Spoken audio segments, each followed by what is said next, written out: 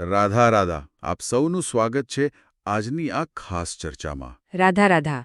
આજે આપણે પૂજ્ય શ્રી પ્રેમાનંદજી મહારાજના એક સત્સંગ પર ઊંડાણપૂર્વક વાત કરવાના છીએ. આ સત્સંગ 26 સપ્ટેમ્બર 2025નો છે, જે સેવક માધવ જસાપરા દ્વારા gujarati.tv.com પર પ્રસ્તુત કરાયો હતો. હા, અને મહારાજશ્રીના સત્સંગની એ જ ખાસિયત છે કે રોજબરોજના જીવનના જે ગૂંચવાડા હોય ને એના બહુ સરળ સમાધાન મળી જાય. બિલકુલ. અને આજનું ઉદ્દેશ્ય પણ એ જ છે કે એ સત્સંગમાંથી ગુરુ-શિષ્ય સંબંધ, ભક્તિ, જીવનના સંઘર્ષો આ બધી બાબતો પર જે માર્ગદર્શન મળ્યું છે એને જરા સમજીએ. શરૂઆત જ એક બહુ આમ તો સામાન્ય લાગે, પણ ઘણાને અનુભવાતા ડરથી થઈ હતી, ખરું ને? હા, પેલી જ્યોતિજીની વાત ઉત્તરાખંડથી. એમને ડર હતો કે મહારાજજી એમને છોડીને ચાલ્યા જશે. ગુરુ પ્રત્યે આટલો લગાવ હોય એટલે આ ભય સ્વાભાવિક છે. સાચી વાત.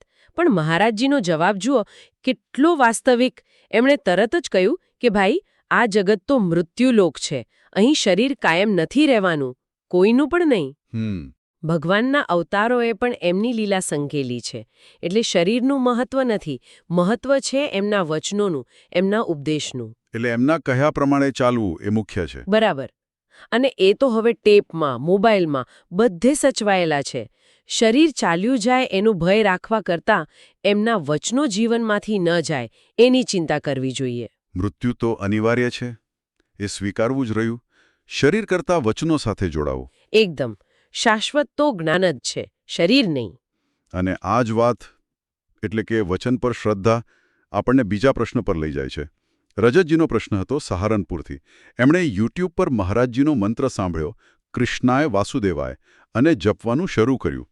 પણ વિધિવત દીક્ષા નથી લીધી. હા, આ ઘણાને મૂંઝવણ થતી હોય છે કે ગુરુ પાસેથી વિધિસર લીધા વિના જપીએ તો?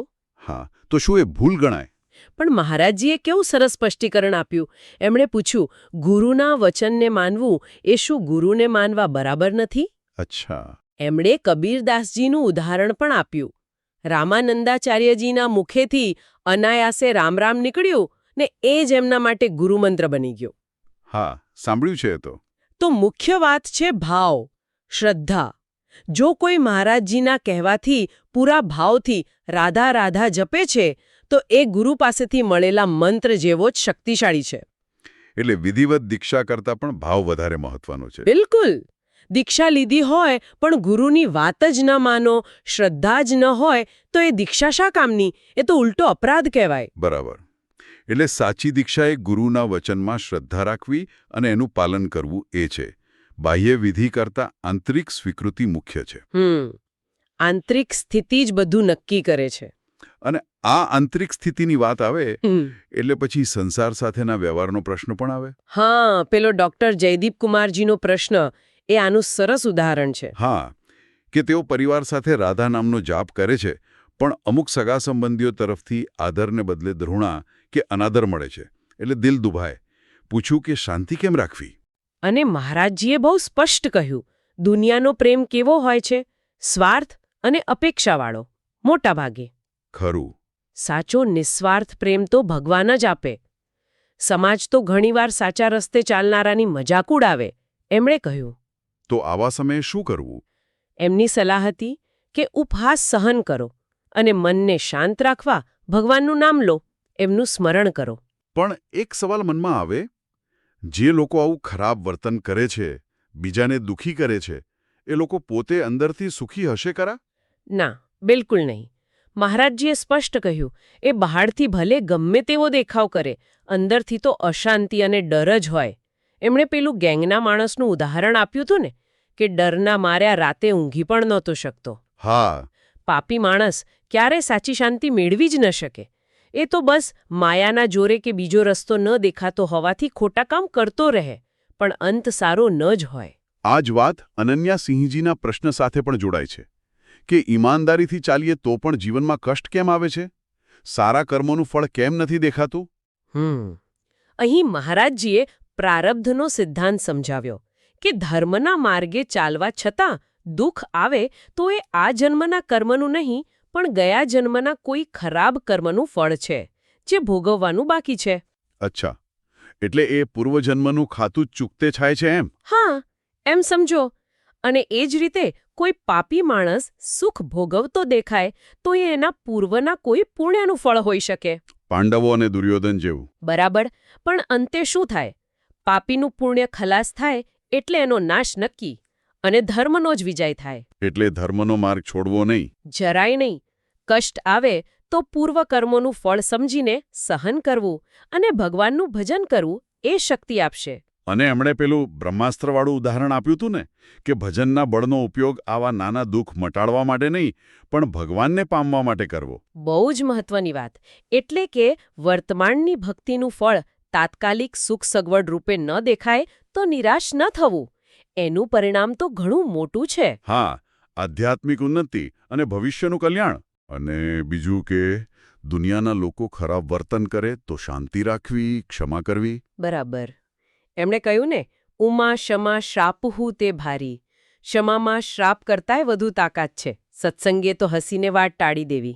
સારું, તો આ વાત થઈ આંતરિક ભય, શ્રદ્ધા અને બાહ્ય વ્યવહારની. હવે એક ત્રીજો મુદ્દો જે બહુ જ અગત્યનો હતો, ભૌતિકતાનો મોહ. હા, પેલું લાંચ લેવાનું ઉદાહરણ કે પકડાઈ જવાનો ડર હોય તોય લોકો કેમ ભ્રષ્ટાચાર કરે છે. એનું શું કારણ આપ્યું મહારાજજીએ? એમણે કહ્યું, ભગવાનની માયા બહુ પ્રબળ છે. એ જીવને અજ્ઞાનમાં રાખે છે, ખોટા કામ કરવા પ્રેરે છે. સમજણ તો આવે છે, પણ ક્યારે? જ્યારે બધું હાથમાંથી જતું રહે, બદનામી થાય, સજા મળે, મોડું થઈ ગયું હોય. અને અધર્મનું ફળ તો દુઃખ જ છે.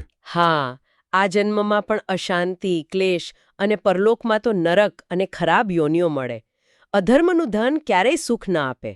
આ જ વાત પેલા સોનિયાજીના અવલોકન સાથે પણ મળે છે કે લોકો તકલીફ આવે એટલે જલ્દી પેલા ટોટકા, તાવીજ એ બધામાં વિશ્વાસ મૂકી દે. હા, પણ નામ જપ કે ભજનમાં નહીં, કેમ કે એમાં તરત ચમત્કાર નથી દેખાતો, ધીરજ નથી. મહારાજજી આ વિશે શું કહે છે? અરે, એ તો બહુ જ સ્પષ્ટ હતા.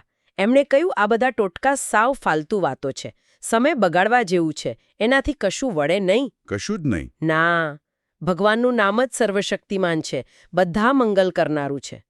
નામ જપ કરો, ભજન કરો, એનાથી પ્રારબ્ધનું દુઃખ સહન કરવાની તાકાત મળશે અને નવા ખરાબ કર્મ નહીં બંધાય.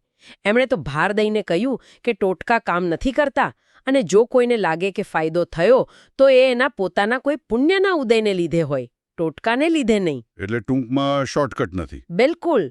સાચો રસ્તો તો સાધના, તપસ્યા, ભજનનો જ છે. એમાં મહેનત કરવી પડે. પણ લોકો શું શોધે? પરિશ્રમ વિના ફળ. હા, કોઈ વીંટી પહેરી લઈએ, લીંબુ લટકાવી દઈએ અને બધું સારું થઈ જાય. પણ શાસ્ત્ર શું કહે છે?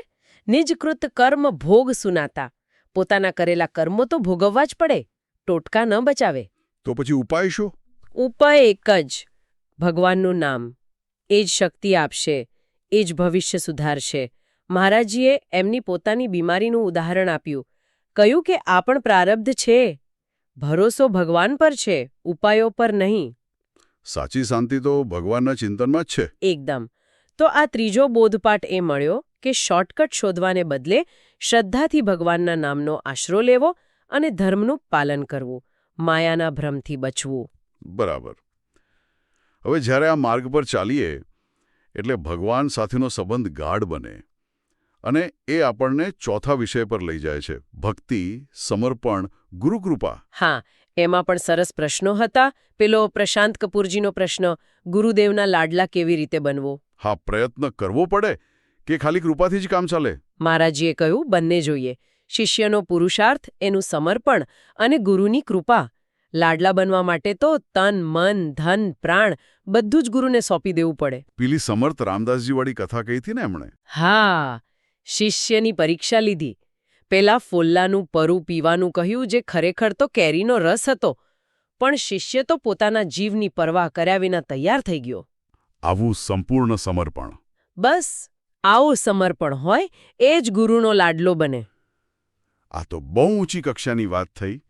પણ એક વ્યવહારુ પ્રશ્ન હતો નીતિશ શર્માજીનો કે ભગવાન પાસે માંગવું કે ન માંગવું? હા, એ દ્વિધા રહે છે. ક્યારેક કહેવાય માંગો, ક્યારેક કહેવાય એ બધું જાણે જ છે. મહારાજજીએ પેલું ગરીબ માણસ અને સમ્રાટનું ઉદાહરણ આપ્યું. આપણે આપણી હેસિયત પ્રમાણે માંગીશું, ભગવાન એમની શાન પ્રમાણે આપશે. એટલે સૌથી સારો રસ્તો કયો? ભજન કરો અને પ્રાર્થના કરો કે પ્રભુ, મને માંગતા નથી આવડતું, તમને જે મારા માટે યોગ્ય લાગે એ આપો. બસ તમારું નામ ભૂલાય નહીં. એટલે ભગવાન પર છોડી દેવું. હા, સુખ આપે તોય એમની મરજી, દુઃખ આપે તોય એમની મરજી, બંનેમાં રાજી રહેવું. પણ એના માટે બહુ ઊંડો વિશ્વાસ જોઈએ. વિશ્વાસ અને સમર્પણ. આ જ વાત પેલી ભક્તિ અને ભાવના પ્રશ્નમાં પણ આવી. સાક્ષી મિશ્રાજીએ પૂછ્યું હતું. હા, કે ભક્તિ અને ભાવમાં શું ફરક? શું સમજાયું મહારાજજીએ? એમણે કહ્યું, ભક્તિ એ સાધન છે, રસ્તો છે, અને ભાવ એનું ફળ છે. ભક્તિ કરતા કરતા જ્યારે ભગવાન માટે એકદમ પ્રેમ ઉભરાય, પોતાપણાનો ભાવ આવે, એ ભાવ છે. અચ્છા. ભગવાન તો ભાવના જ ભૂખ્યા છે. પેલું શબરીના બોર, સુદામાના તાંદુલ, વિદુરાણીની કેળાની છાલ, એમાં આ વસ્તુ શું હતી? કંઈ નહીં, પણ ભાવ હતો, એટલે ભગવાને સ્વીકાર્યું. પણ ભાવ જાગે કેવી રીતે? ભક્તિ કરતા કરતા નિરંતર નામજપ, સત્સંગ, સેવા, એનાથી ધીમે ધીમે ભાવ જાગે. કઠિન છે, પણ અશક્ય નથી. અને આ જ ભાવ સેવા કરતી વખતે કેવી રીતે ટકાવી રાખવો? એ પણ એમનો જ પ્રશ્ન હતો. હા, તો મહારાજજીએ કહ્યું કે સતત નામજપ અને વાણીજીનું ગાન કરવાથી ભગવાન પ્રત્યે અપનપન જાગે, પોતાપણું. પોતાપણું એટલે? જેમ આપણે આપણા બાળકને દૂધ પીવડાવીએ, એમાં જે ભાવ હોય, અને પાડોશીના બાળકને પીવડાવીએ એમાં ફરક હોય ને? આહા, એ તો ખરું. બસ એમ જ. ભગવાનને ખાલી ભગવાન તરીકે નહીં, પણ મારા પોતાના માનીને સેવા કરવાની. જ્યારે એ મારા છે એવો ભાવ દ્રઢ થાય, પછી સેવામાં પ્રેમ અને સંવેદનશીલતા આપોઆપ આવી જાય. પછી દેખાડો ન રહે. એટલે કે ઠાકોરજીને ભાવથી ધરાવવું. હા, પછી ભલે તુલસીનું પાન હોય કે એક ચમચી પાણી, સાચા ભાવથી આપેલું ભગવાન પ્રેમથી સ્વીકારે. અદ્ભુત. તો આ ચોથો અને અંતિમ સાર એ નીકળ્યો કે સાચી ભક્તિ એ ક્રિયાકાંડ નહીં, પણ હૃદયનો ભાવ છે. અને એ ભાવ નામસ્મરણ, સમર્પણ અને ભગવાન પ્રત્યે ઉતાપણાનો સંબંધ કેળવવાથી આવે છે. બરાબર. અને એમાં પુરુષાર્થ પણ જોઈએ ને, ગુરુકૃપા પણ. અને છેલ્લે પેલી વાત પણ નોંધવા જેવી છે. જ્યારે મહારાજજીને પૂછ્યું કે તમે મનના પ્રશ્નો કેમ જાણી લો છો? હા, ત્યારે એમણે કેટલી વિનમ્રતાથી કહ્યું કે આ બધો ભગવાનનો ખેલ છે. એ જ પ્રશ્ન પૂછાવે છે, એ જવાબ અપાવે છે. હું તો કંઈ જાણતો નથી. આ જ સાચું સમર્પણ છે, નિરઅહંકારિતા. અને પેલું કૃપામૈયાને કહ્યું, રોયા ન કરો, હસ્યા કરો. જીવનના સુખ દુઃખને પ્રસન્નતાથી સ્વીકારવાનો કેવો સરસ સંદેશ. ખરેખર આજના સત્સંગમાંથી ઘણું શીખવા મળ્યું. જીવનના દરેક પાસાને સ્પર્શતું માર્ગદર્શન. અને આ બધાનો જો એક લીટીમાં સાર કાઢવો હોય તો કદાચ એ જ છે કે જીવનની બધી મુશ્કેલીઓ, ડર, શંકાઓ વચ્ચે ટકી રહેવાની ચાવી કોઈ બાહ્ય ઉપાયમાં નથી. પણ ક્યાં છે? એ ચાવી છે ભગવાનના નામમાં અતૂટ શ્રદ્ધા રાખવામાં, ભગવાન સાથે એક અંગત પોતાપણાનો સંબંધ બાંધવામાં અને એમના કહ્યા પ્રમાણે ચાલવામાં. તો આજનો અંતિમ વિચાર કદાચ એ જ છે કે આપણે સૌ આપણી રોજિંદી જિંદગીમાં, આ ભાગદોડમાં પરમાત્મા સાથેનો આ પોતાપણાનો ભાવ, આ અંગત સંબંધ કેવી રીતે વધારે ગાઢ બનાવી શકીએ, જેથી શ્રદ્ધા ખાલી માની લીધેલી વાત ન રહે, પણ જીવંત અનુભવ બની જાય. બહુ સરસ. શ્રોતાઓને પણ આ ચર્ચામાંથી ચોક્કસ પ્રેરણા મળી હશે. જો આપને આ વાતચીત ઉપયોગી લાગી હોય તો આપના વિચારો, આપના અનુભવો નીચે કોમેન્ટ બોક્સમાં જરૂર લખજો. હા, અમને જાણવાની ગમશે. અને હા, gujaratitv.com ને લાઇક કરવાનું ભૂલશો નહીં. તમારા મિત્રો સાથે શેર કરજો અને ચેનલને સબસ્ક્રાઇબ પણ જરૂર કરજો. બિલકુલ.